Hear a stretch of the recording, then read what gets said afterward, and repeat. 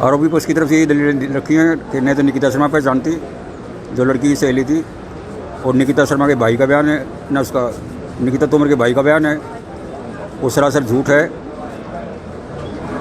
उसके भाई का बयान सरासर गलत है, उसे मौका देखा ही नहीं। वो बाद में आया, हॉस्पिटल के अंदर भी उसने एडमिट नहीं कराया, थर्ड बच्चे ने एडमिट कराया। वो कहता है मेरे कपड़ों को खून लगा था, लड़कियों ले जाते हो वो खून लगे हुए कपड़े पेश नहीं किए उसने।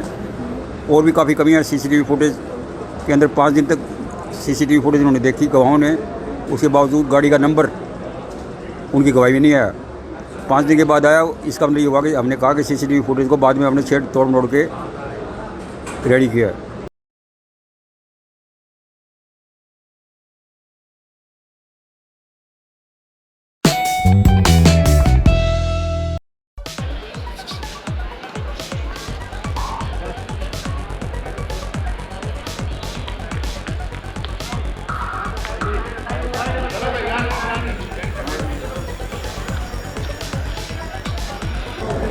अभी फैसले की प्रति हमारे पास नहीं आई है। फैसले की कॉपी आने के बाद पढ़ने से पता लगेगा कि कोर्ट ने किस आधार पर तौसीफ और रिहान की सज़ा की है। उसके बाद इस पर कमेंट किया जा सकेगा। जांच की प्रक्रिया से मैं बिल्कुल सहमत नहीं हूँ, जबकि पुलिस अधिकारी इस बात का क्लेम कर रहे हैं कि हमने बड़ी लंबी चौड़ी जांच की है। जांच के अंदर काफ़ी खामियां हैं। सबसे पहले तो सीसीटीवी फुटेज है जो केस का मुख्य आधार है। वो जिस ठेकेदार के पास इसका ठेका था सुपरवाइज करने का, उसकी टर्म पूरी हो चुकी थी अक्टूबर 2019 में, और घटना हुई है 26 अक्टूबर 2020 को। तो उसको कोई राइट नहीं था कि वो सीसीटीवी फुटेज डाउनलोड करके देता।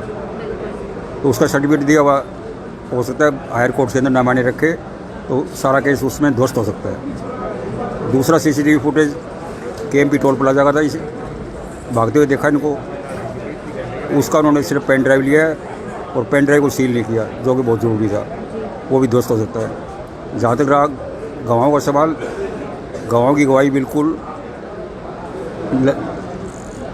काफ़ी इसमें कमियां हैं। एक लड़की निकिता शर्मा है, वो ढंग से पहचानती नहीं कि लड़के के मुंह पर मास्क लगा हुआ था जिसने फायरिंग की। मैं अंदाजे से कह सकती हूँ ये लड़का यही है। अंदाजे में और सीधे सबूत के अंदर बहुत अंतर होता है। दूसरे लड़के को उसने पहचाना ही नहीं। लड़की का भाई नवीन तोमर साफ तौर से झूठ बोल रहा है कि मैंने इसको देखा था, जबकि उसकी FIR में ऐसा नहीं लिखा कि उसने उनको देखा था।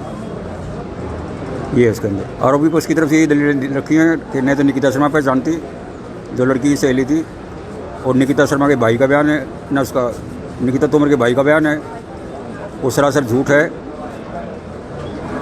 उसके भाई का बयान सरासर गलत है, उसे मौका देखा ही नहीं। वो बाद में आया, हॉस्पिटल के अंदर भी उसने एडमिट नहीं कराया, थर्ड बच्चे ने एडमिट कराया। वो कहता है मेरे कपड़ों को खून लगा था, लड़कियों ले जाते हो वो खून लगे हुए कपड़े पेश नहीं किए उसने।